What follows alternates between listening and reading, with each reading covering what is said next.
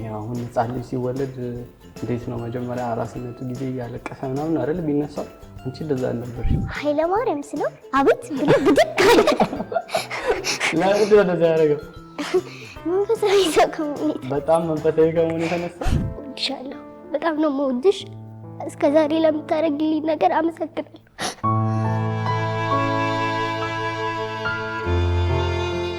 ስለሷ ስለ ባህሪዋ ንገሪኝ እንደ ህፃን ልጅ ነው ያደረጋት እናትና ልጅ ነው መስለው እንግዲህ ስሚስ ማን ነው እየጨቀጨቀ ያለው እዚህ የደወለ እሱ ያለ በግቻለሁ እንኳን አባትና ልጅ ነው ግን